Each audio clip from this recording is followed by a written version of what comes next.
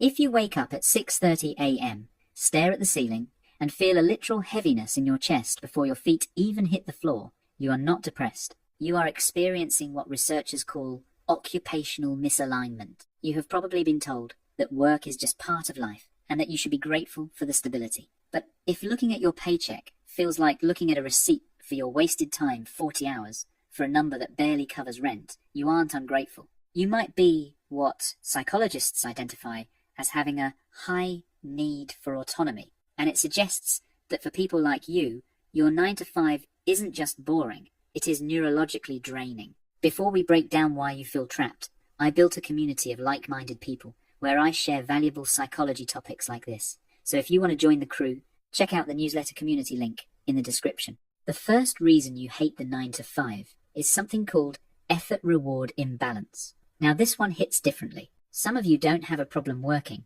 you just have a problem working for people. This is a critical distinction. Your brain operates on what's called an intrinsic motivation system. You want to be paid for the result you create, not the hours you sit in a chair. When you work a corporate job, you are selling your time wholesale. Whether you work hard or hardly work, the paycheck is the same. For a high agency person, this feels like theft. According to self-determination theory, this violates your psychological need for competence. You essentially have a performance-based brain stuck in a time-based system. This leads to the second pain point, what I call the autonomy gap. It's not just about the money, it's about the indignity of having to ask another grown adult for permission to go to the doctor, or having a manager who does less work than you and still tell you how to do your job. Research from the Journal of Occupational Health Psychology shows that autonomy is a stronger predictor of job satisfaction than salary. When you are micromanaged, your brain releases cortisol,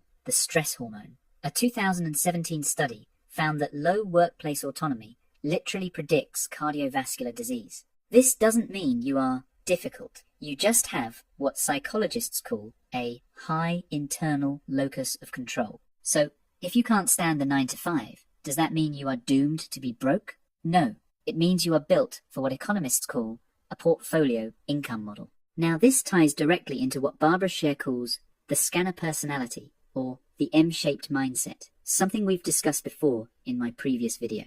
A portfolio income model is when you stop trying to have one job that pays all your bills, and instead you build multiple income streams based on your diverse skills. You might do freelance coding for 10 hours, work on selling digital art for 5 hours, and maybe do a consultation business for 5 hours. And at the same time, you still love it, which means you likely have what psychologists call multi-potentiality, someone with many interests and creative pursuits. The Industrial Revolution tricked us into thinking one person equals one job, and that is wrong. For most of human history, we were generalists. We hunted, we built, we traded, we did whatever was needed that season. The 9 to 5 is a modern cage, and research from organizational psychologist Adam Grant shows that job specialization can actually decrease innovation and increase burnout. You hate it because your instincts know it is fragile, and you know that no matter how good you are expendable. The portfolio income model is the antidote.